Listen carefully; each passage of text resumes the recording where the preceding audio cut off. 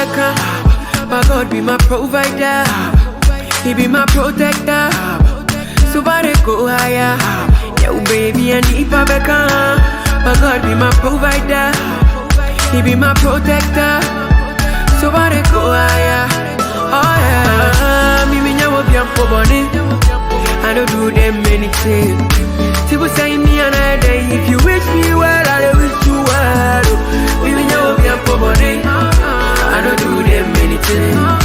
People say me another day. If you wish me well, I wish you well. Eva, Eva, I still dey fight for the paper. Love me now, no be later. No be later.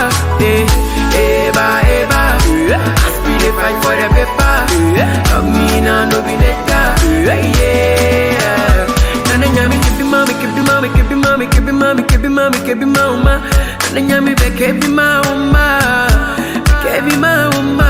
Nana nyami kebi mama, kebi mama, kebi mama, kebi mama, kebi mama, kebi mama. Nana nyami be kebi mama. Yeah. Me nyawo bi ampo body. I don't do them anything. People say me another day. If you wish me well, I wish you well. Me nyawo bi ampo body. I don't do them anything. People say me another day. If you wish me well, I wish you well. You munyai. Buti make it coming home. Say my see record with a stolen mic. Ubi see my phone coming here. Kesi na two main pie. Ubi banya moshe na mu destroy the soul inside. My baby I'm on a monkai. Shame on you. I pray my God go favor you. What we do be deja vu. Omunya yanke fie dedu. Shame on you. I pray my God go favor you. What we do be deja vu. Omunya yanke fie dedu. Nana nyami kebi mama, kebi mama, kebi mama, kebi mama, kebi mama, kebi mama. Nana nyami be kebi mama, kebi mama. Nana nyami kebi mama, kebi mama, kebi mama, kebi mama, kebi mama, kebi mama. Nana nyami be kebi mama. Yeah. Me nyawo bi ampo body. I don't do them anything. People say me another day. If you wish me well, I wish you well. Me nyawo bi ampo body. I don't do them anything. People say me another day. If you wish me well, I wish you well. Eva, Eva, I still dey fight for the paper. Love me now, no be later. No be later. Eva, Eva, I still dey fight for the paper. Love me now, no be later. Yeah.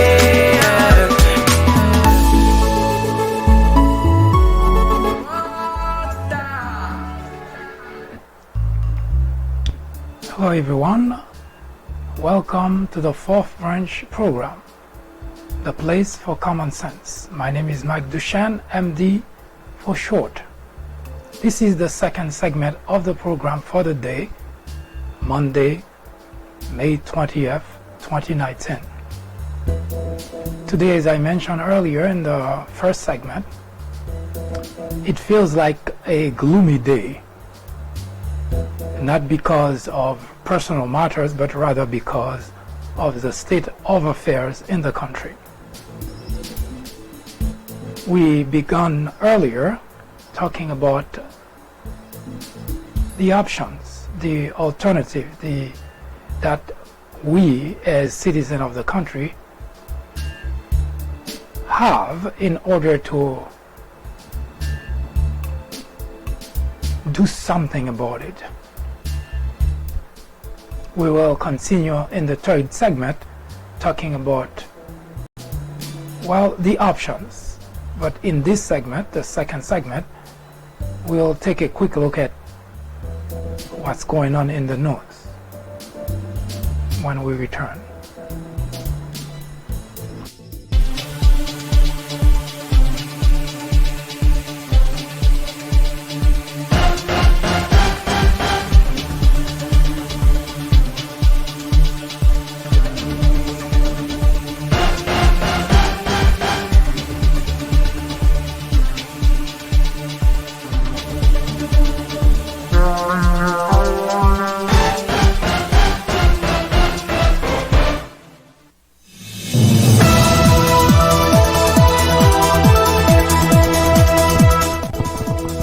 York City at the top of the hour every weekday from 10 a.m. to 2 p.m. The Fourth French presents discussion, debate, commentaries on social, political issues, current events, sports, entertainment, religion, education, science, and every Saturday at 10:30 a.m. for a full presentation on controversial issues such as war on blacks, are Republicans dumber than Democrats, information which might irritate you, make you cry, make you laugh, but above all, will make you smarter. Join us every time. It is the right thing to do. It is the only way to keep your sanity in a world of chaos, hypocrisy, immorality, and deception. Welcome to Common Sense.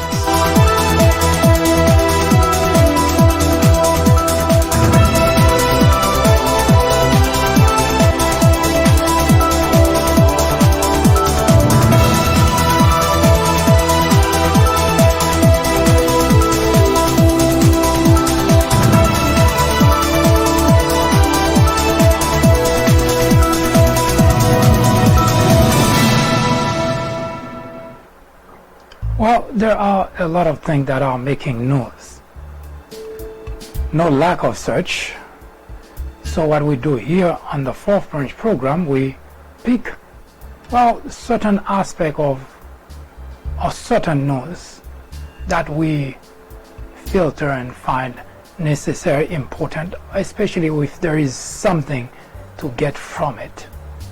So as such, we will start with kind of an interesting story that, well, that just might warm your heart. Her name is Rashima Melson. Now, obviously there is nothing that seems special about Rashima, except that she is a very special person. Struck by adversities very early in her life. In fact, she spent 3 years in a shelter. 3 years. She was probably 15 or 16 years old when that happened. And in that particular circumstance, Rashima managed to graduate high school as valedictorian. That was at Anacostia High School, class of 2014. Now, most people, of course, we always hear the glamorous part of the story and we usually gloss over the detail.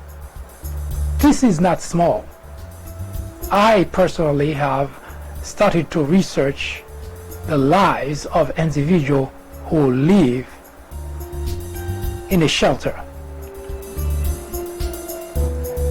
Even if you're not doing anything except then go to work, if you have a place to go to work to,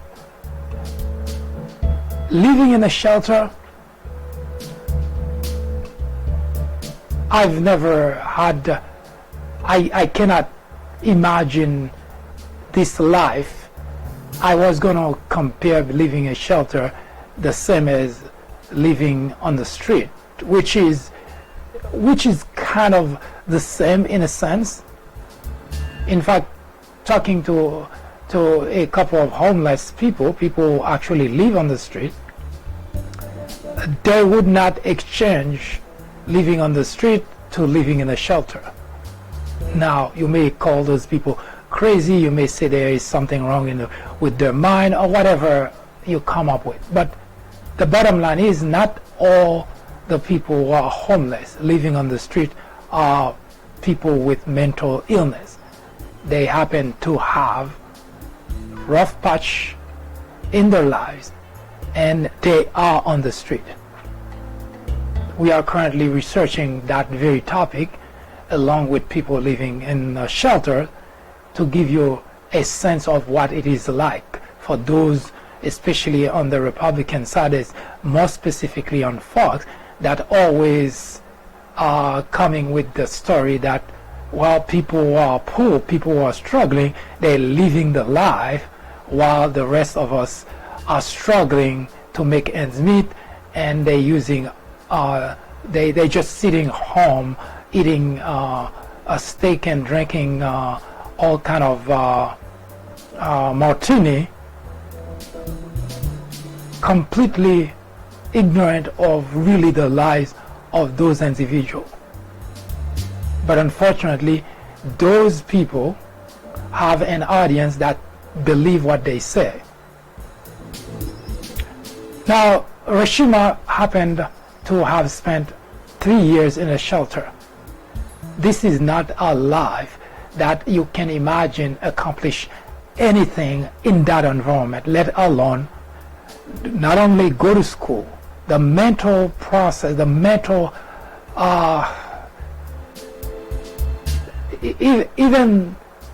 even thinking about it would bring tears to your eyes, let alone living in that predicament.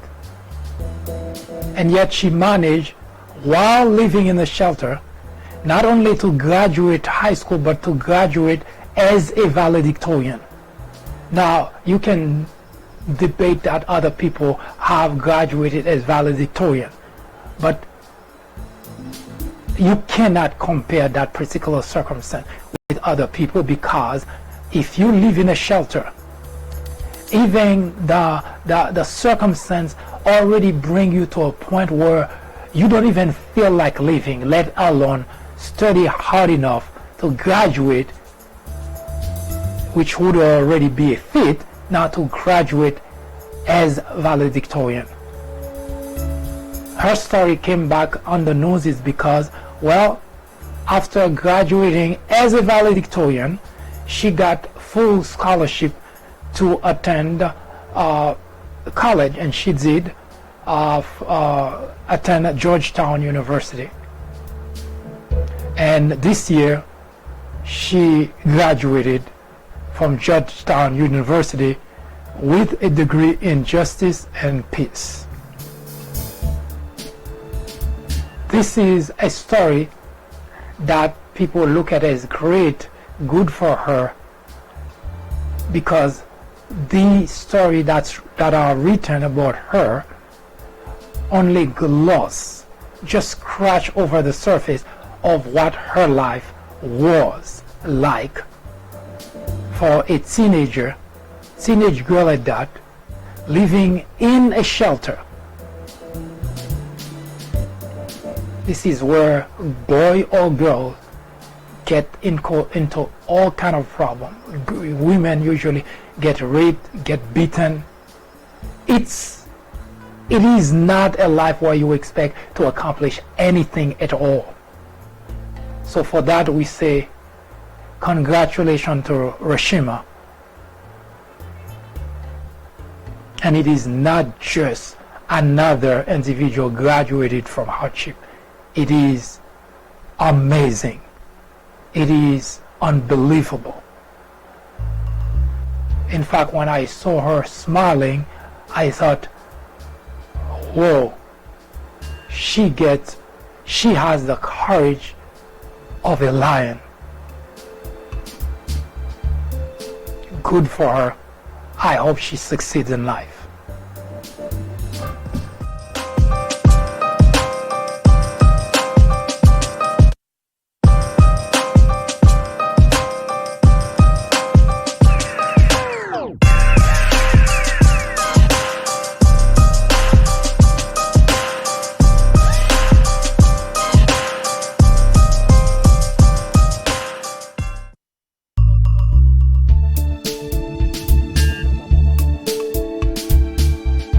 That was a very good story to hear, that someone who went through hardship managed to get out of hardship, and now she is a graduate from Georgetown University.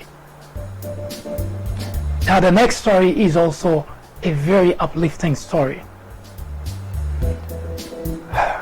There are certain things in life that get you really down, but some stories give you hope. Maybe society amidst all the chaos, amidst all the trouble, there is at least a glimmer of hope that's peeking through this whole aspect of problem that we're confronting in a world. Meet Garrett and Zal. Now, those two guys, as you see at the top of their picture, they were former white supremacists. They used to trade in hate, no longer. Now, what you don't know is the process, the reversal process, leaving hatred behind and come back to love is not as easy as getting into it. Zal, the guy with his head up on the right hand of your screen, was a very scary guy. Already at 17, he had boots, pair of boots that's fitted with razors. I've seen those, especially people who are always ready to fight, to combat, and to inflict pain on others. It's something that they fit their boots with really different type of razors, so that if they hit you, they don't just hit you with their boots, but they can puncture parts of your body, bones, feet, etc., because it has a very a small but dangerous, very pointy type of razors that would go into your skin, that could rip your skin. And that's what at 17 Zal was doing on the street. At 17 he beat a teenage boy, gay, who also running away on the street, I guess from home. Maybe the teenage boy wasn't accepted at home, he was running away. And what Zal found as something to do was to, well, brutally beat the teenager. At 20 years old, Zal was already a member of the white supremacist movement. According to him, he had a reputation to live up to. So he tried to inflict as much pain as possible onto other people who had no beef with him, who did nothing to him, but he decided to inflict pain on those people. Garrett, on the other hand, was living in Germany. Those guys didn't know each other, but Garrett was also a menace to society. He used to spread power propaganda in Germany through neo-Nazi bands that he wore, and he even has his own chapter like of the Ku Klux Klan. He used to have tattooed in his body the word skinhead. And for those people, hate was almost another form of religion they converted to, and they have to live to prove that they are worthy of being part of that religion. Now, Garrett's story is even more interesting because he used to beat on Muslim. He used to beat on I guess on anyone who could not or would not I guess consider what he was doing as good. So of course he started with people that the group felt should be hated.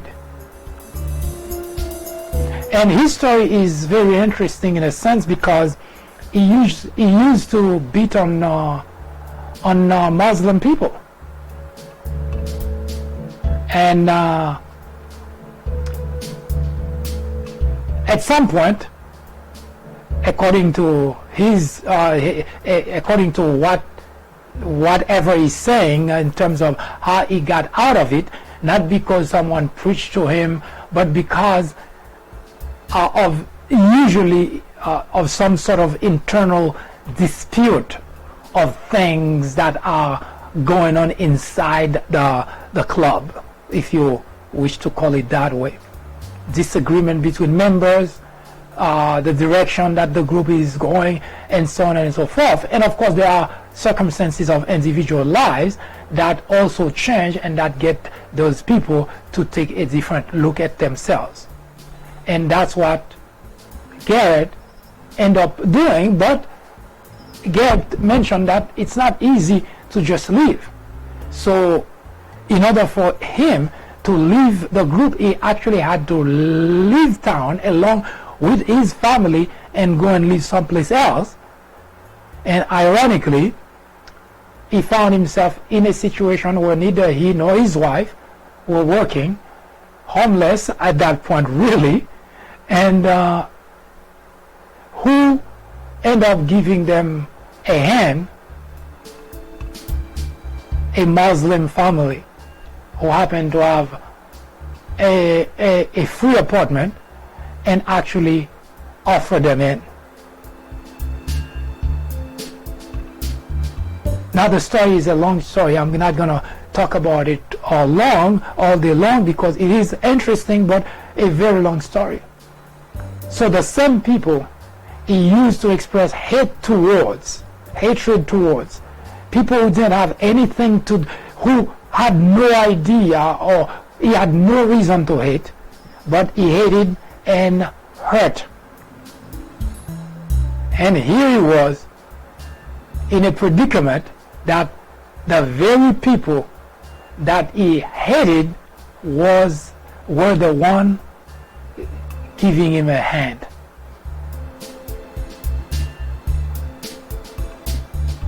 He even talked about at some point during the time he was staying at those people places, they invited him to dinner. So he was learning a new side of humanity. The same people that he hated, the same people he was inflicting hate on, he was hurting, are the same people that are doing good by him, not even knowing that he had such a past life. Now those two guys happen now to be former white supremacists, and they're out there talking how bad it is to spread hatred, because the people that they hate, those people have nothing against them, and yet they hate those people for no reason. I believe that Zal may even be featured in a documentary about this very topic. So it is good to hear that there is indeed hope for humanity, because Garrett and Zal are the example of such. I hope they can use their past life to get others to see the light and make society a better place to be.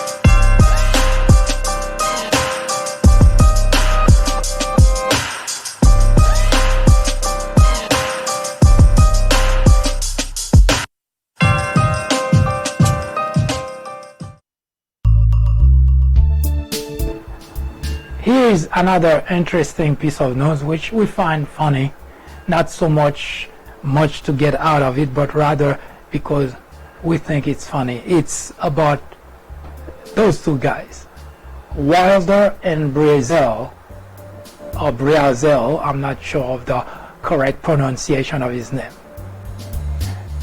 On Saturday, there was a match between those two guys that was at the Barclays Center in New York. And that, of course, is almost always the picture of people who are going to fight. They want to make it interesting for the audience, try to get as many people as excited as possible. As you can see in that picture, that's what they're trying to convey. They do that for a wrestling match too.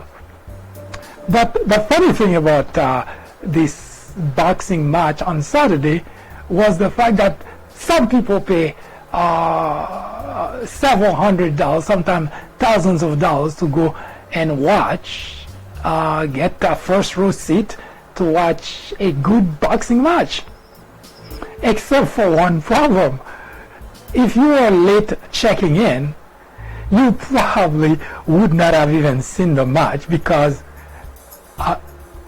there was not even the whole first round was fought, because as early as the fight began, Wilder, with a punch, knocked down Brazil, and that was the end of the match. So which means people could be checking while they giving their ticket to go in. They wouldn't even have a chance to sit down, and they would find out that it was all over. Here at the Fourth Branch, we think it is just one of the funny things in life.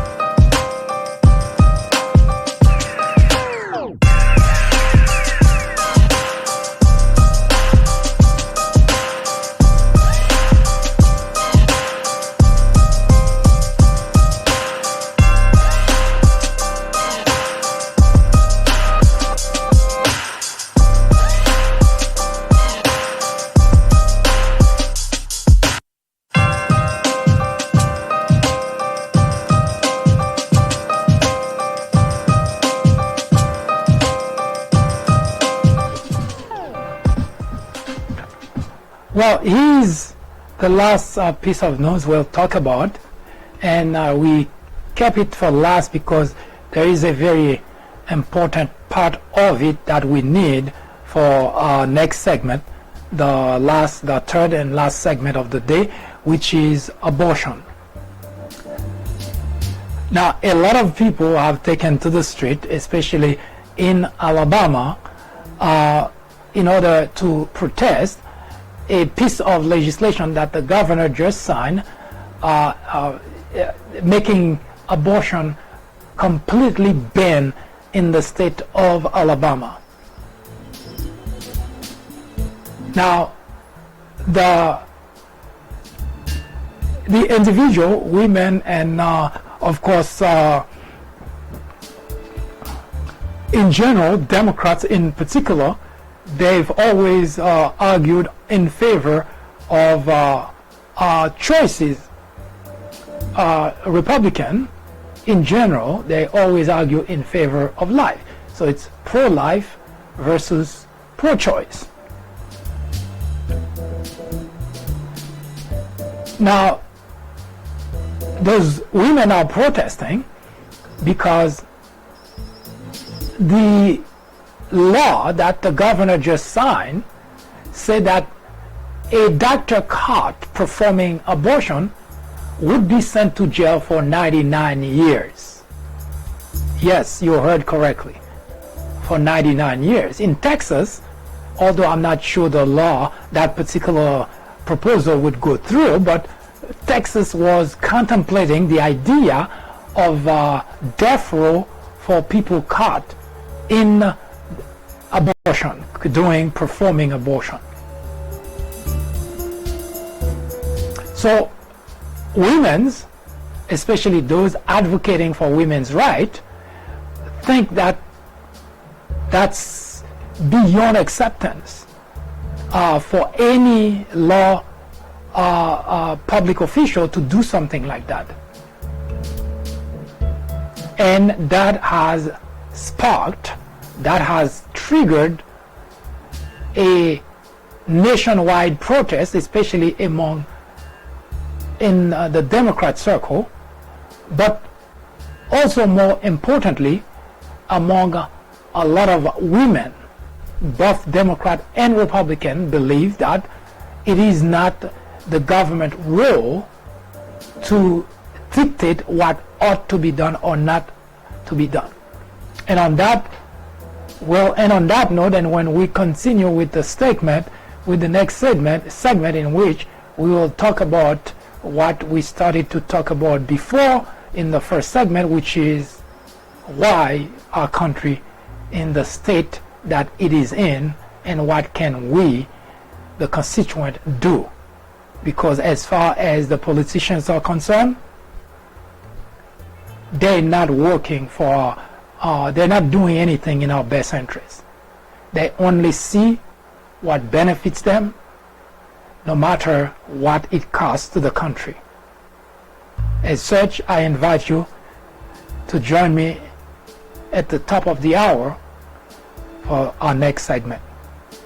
I am Mike Duchesne, and this is the Fourth Branch program, the place for common sense.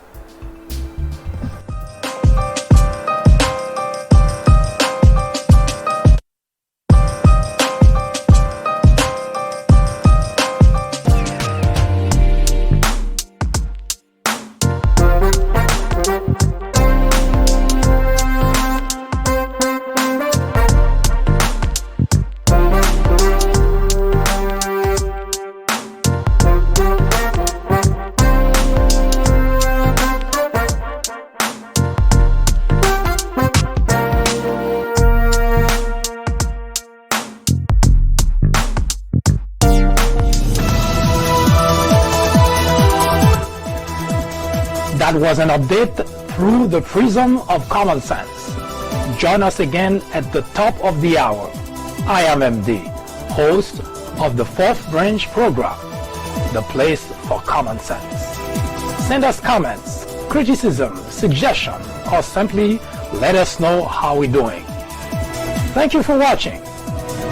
See you in just a bit.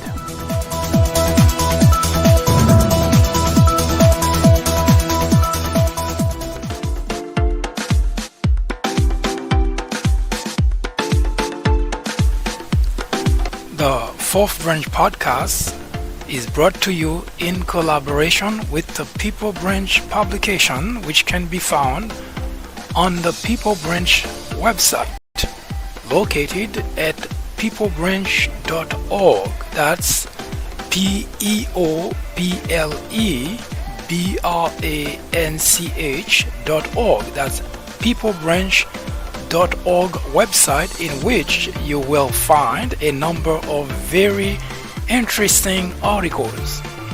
My name is Mike Duchesne, MD for short. I hope you have a great afternoon or a great evening, whichever it happens to be. Hopefully you can join me again next time for another interesting episode of this podcast. That was the Fourth Branch, live from New York. Good day.